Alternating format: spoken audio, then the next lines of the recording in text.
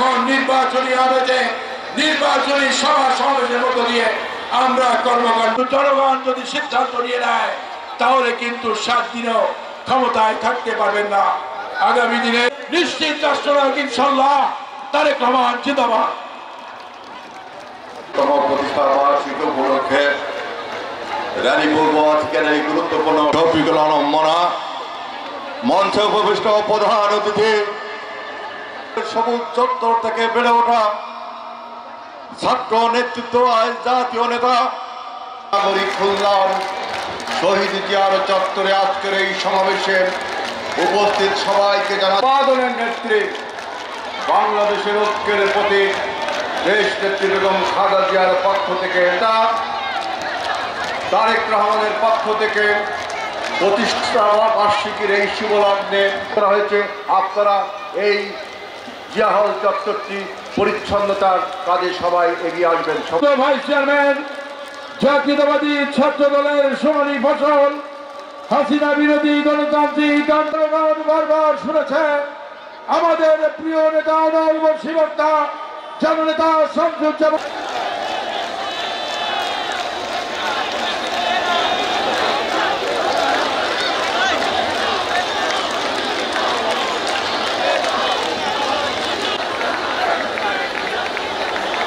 আজকে একটা খুলনা মহানগর এবং জেলা কমিটির পক্ষ থেকে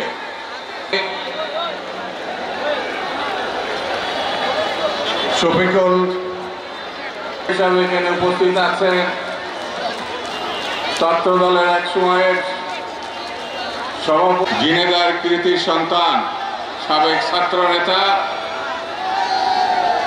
ফ্যাসিবাদের আতঙ্ক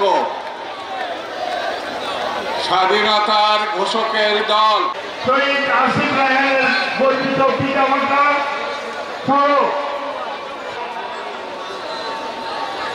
আজ 1 সেপ্টেম্বর শহীদ জিয়াউর রহমান আজকে দীর্ঘ 17 বছর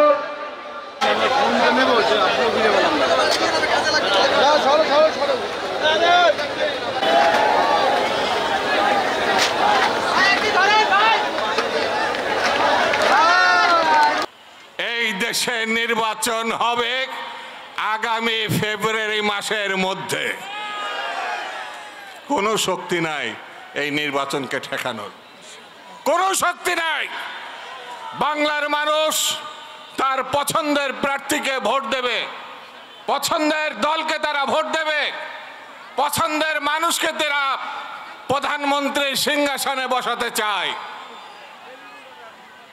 আমরা বাংলাদেশের মানুষ 16 বছর যিনি নেতৃত্ব দিয়েছেন তিনি যত তারেক রহমান।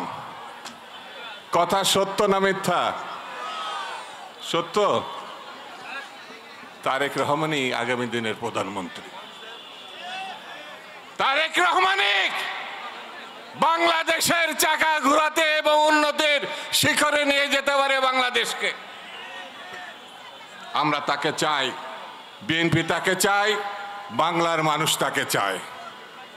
সেই জন্য আমাদেরকে শক্তভাবে এই প্রতিষ্ঠা বার্ষিকীতে একতাবদ্ধ এবং ওয়াদাবদ্ধ হতে হবে যতক্ষণ পর্যন্ত আগামী নির্বাচনে ধানের শেষ বিএনপিকে আমরা ক্ষমতায় যতক্ষণ পর্যন্ত না আনতে পারছি ঢিলা দেওয়া চলবে না।